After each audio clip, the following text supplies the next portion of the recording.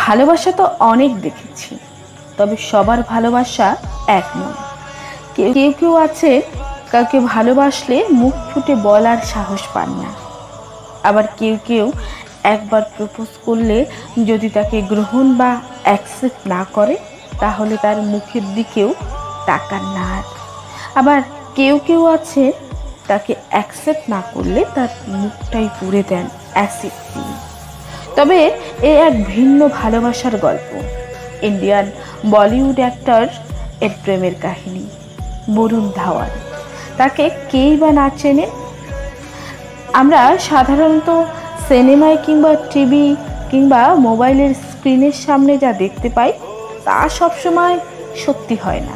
কখনো ভাবতে পারেন একজন সাকসেস বলিউড অ্যাক্টরসকে কেউ রিজেক্ট করে, তবু আবার একবার নয়, 4-4টি বার। ভাবতেও অবাক লাগে, তাই না? যার জন্য কোটি কোটি মেয়ে পাগল হয়ে আছেন তাকেই রিজেক্ট করে, কেমন না?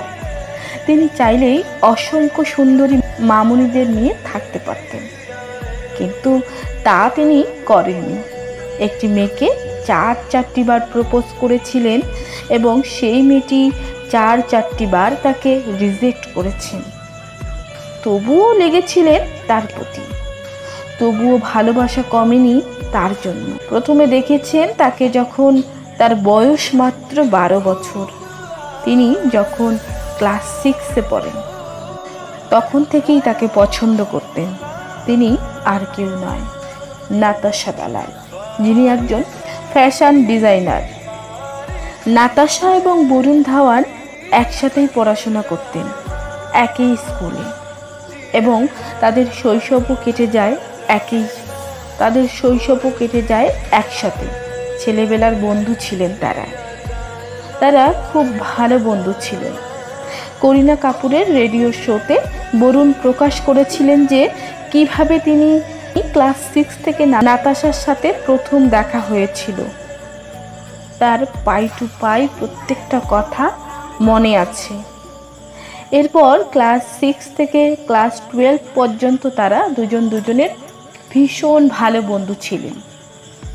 তিনি স্বীকার করেছিলেন যে তিনি তাকে 3 থেকে 4 বার প্রত্যাখ্যান করেছিলেন, কিন্তু তিনি আশা ছেড়ে দেননি এবং তাকে অনুসরণ করতে থাকেন। শেষমেশে নাতাশা দালাল তার প্রেমে পড়তে বাধ্য হন। কথায় আছে, মন থেকে কিছু চাইলে সেটা অবশ্যই পাওয়া যায়। বরুণ ধাওয়ান তা বিশ্বাস করতেন এবং তার বন্ধু কিংবা তার প্রেমিককে লেগেছিলেন 14 বৎসর তার পিছনে। এর মাঝে তার জীবনে অনেক মেয়ে এসেছিল, কিন্তু তিনি কাউকেই ভালোবাসতে পারেননি। শেষমেশে তার প্রিয় মানুষটিকে তিনি রাজি করাতে পেরেছেন এবং নাতাশা তার প্রেমে পড়েছিলেন। বরুণ এবং নাতাশা দীর্ঘদিন ধরে তাদের সম্পর্কের বিষয়টার কথা কাউকে বলেননি। তারা মনে করতেন সম্পর্কের বিষয়ের কথা যত কম বলা যায় ততই ভালো। তাদের বন্ধুত্বটাকে তারা শক্ত করেছিলেন, তারপরে তাদের ভালোবাসাটাকে শক্ত করেছেন। তারপরেই তারা সারা জীবনের পাশে থাকার অঙ্গীকার করেন।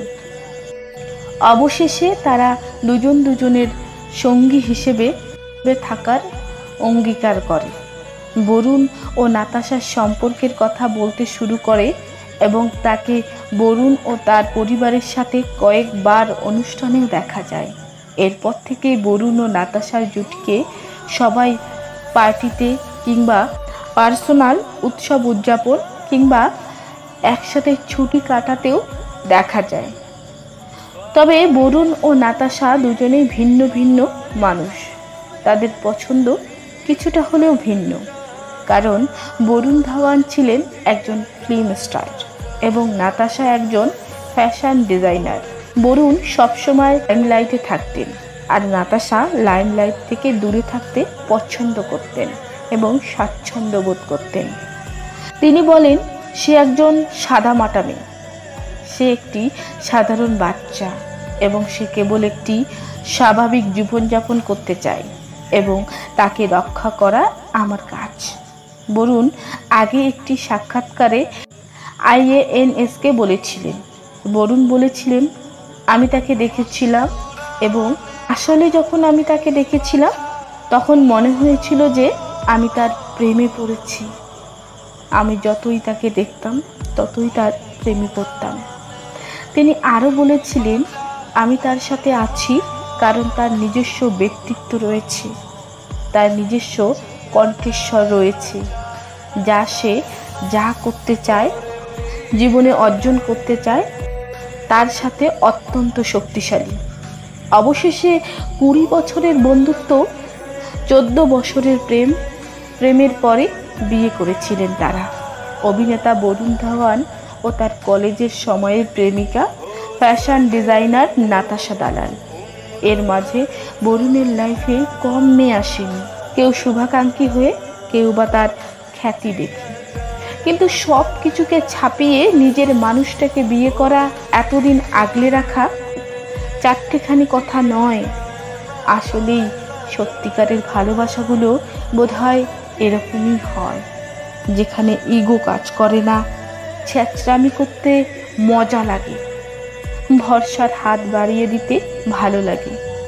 ভালোবাসার মানুষকে পাওয়ার জন্য যত নিচে নামতে হয় নামুক, তবু প্রিয় মানুষটা পাশে থাকুক।